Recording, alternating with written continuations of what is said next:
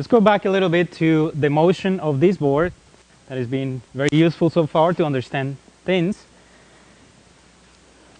And let's pivot this thing about a different point, not the center of mass, which as you remember was marked here, but some other point, say over here. So if I let go of this board, you know what's going to happen. It's going to rotate about that point. Okay? Now the question that I want to look at is what is causing that rotational motion of the board? What is responsible for making the board go this way? And then back and forth, back and forth. Notice that if I were to put the board, pivot the board at the center of mass, there will hardly be any torque. This is going to stop any time now. Right? So about the center of mass, not a lot of oscillation, but about this,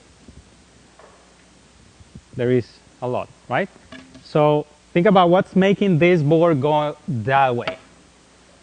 What force?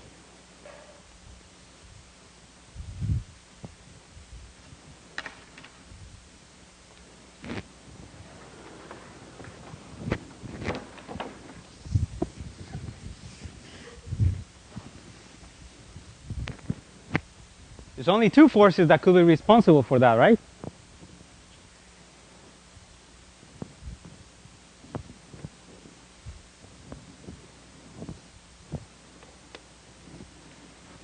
We know that this is going to go that way. There's going to be rotational motion of that board if I let go of it.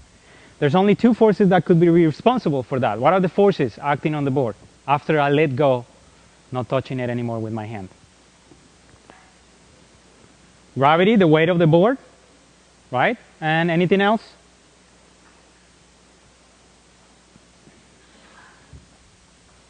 You always look at the object and say, what is touching the object? That's the rule that we have used so far. It's always gravity and whatever is touching the object. Those are the forces, nothing else. So gravity is pulling on this object, but there's also the force of the support, right? So what are the forces? The force of the support of the axis of rotation. And there's also the force of gravity.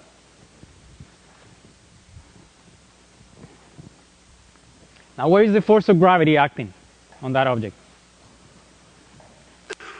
Every little part of the object has weight, has a mass. Every little section of this board has mass, and therefore it has weight. Every little part of the object is being pulled down by gravity, correct? So if I break this into little pieces,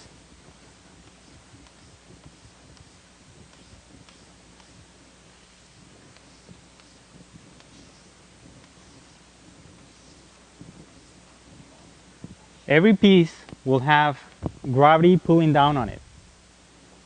Right? Let's say that that piece has a mass delta m, and times g will be the force that that piece experiences because of the earth, and that force has a moment arm, right? So the force of gravity acting on every piece of the board is going to put a torque on the board, okay? That will make it rotate. But what about the force of the axis? Can I completely neglect that? Does that affect the rotational motion of the board?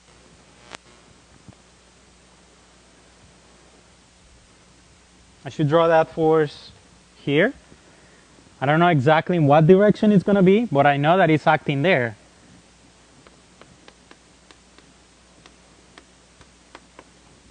I called it axis before, so be consistent with that. Force of the axis. Is there any torque of this force about the rotational point? No, because the force is acting through the axis of rotation. Zero torque. Okay? So this motion that you saw is solely due to the effect of gravity. Right?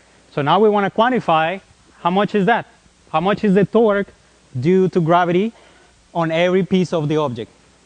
Right? The demonstration is in the book. I also put it in the class notes. I don't want to go through everything there here, but we're just going to add. The idea is simple. You're simply adding the torque of every piece, call this the contribution, call this piece I. So the torque of the piece I will be its mass times gravity, that's the force, and acting the moment arm. If you say that this is the x-axis and this is the y-axis, then the torque of this piece will be due to the moment arm, which has to do with where is that piece located. If that piece is 10 meters along the x-axis and 1 meter down in the y-axis, the moment arm of that force for this piece will be 10 meters, right? It will depend on what is the x coordinate of that piece. Okay?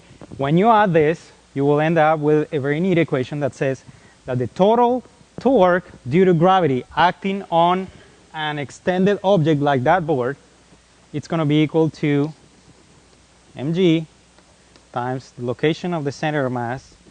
And if you assume, as seems to be here the case, that the center of mass is on this side, positive coordinate, you will have a negative sign because the rotation would be clockwise, correct?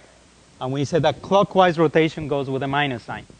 If the center of mass happened to be on this side, then the x coordinate of the center of mass will be negative. With that negative means that the torque is positive. So once the board has swung all the way over here, it wants to go back because now the torque of gravity is pushing it that way, right? So when this thing is oscillating, when it's on this side, the torque of gravity, so you can see that, you can assume that the whole weight of the object is located at the center of mass, because only the location of the center of mass is what matters in that equation. And that center of mass has a moment arm, which would be, draw a perpendicular line here, I mean a vertical, completely vertical, and that distance will be the moment arm, right? So when it is on this side, the torque is negative. It wants to make this object go clockwise, right? That's what it's doing as a Lego. But once it passes this point, force of gravity acting at this point, the torque is now positive. It wants to make the object go this way, which is clockwise rotation. That's positive. That's what that equation is telling you.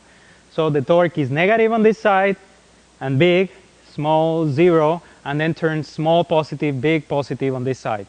And that's what keeps the board swinging back and forth. We're going to talk about some more in the next chapter that is about oscillations, but it's good exercise to think about what is happening to the torque as this object is oscillating back and forth, right? And then it will keep doing that, of course, forever if there was no friction here with, or drag, with air drag. But so that's the idea with the torque there. So the important message of this equation is something that we mentioned before without any proof. The message of this equation is that for an extended object, whenever you're dealing with the rotation of an extended object, the effect of gravity on the object, it's easy to calculate. It's just take the whole mass of the object and assume that it's concentrated at the center of mass. All right? That's the great simplification that that equation is giving us.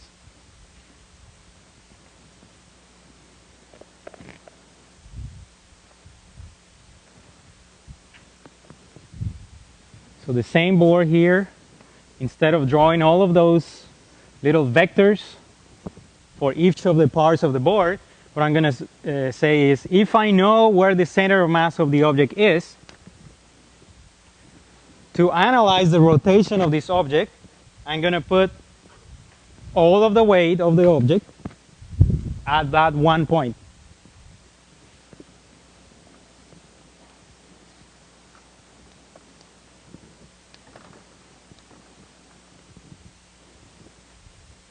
That point from the axis of rotation has a vector r.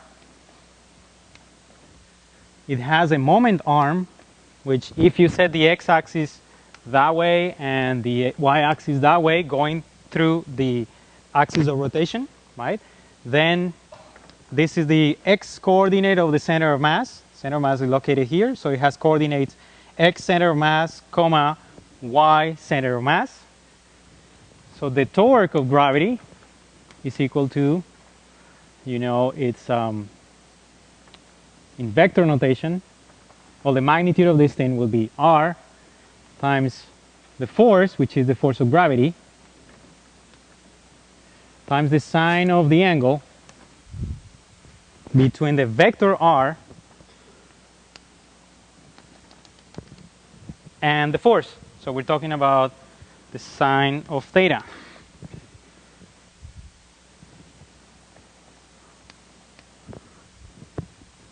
And you can see that this is r sine theta times mg. This is the location of the center of mass. R sine theta gives you this distance times mg, which is what we said before. Right? I'm just rederiving the conclusion that we got from there, which is that the center of mass, the effect of gravity on the rotation of the object, is equal to assuming all the mass is concentrated at the center of mass. So if you do that quickly, you get the torque of gravity acting on the object. You don't have to do the steps here that I skipped, which involve integration and finding that is actually the center of mass coordinate what matters. Okay, and of course there's a minus sign here if you want to be consistent with clockwise being negative and counterclockwise being positive. Right?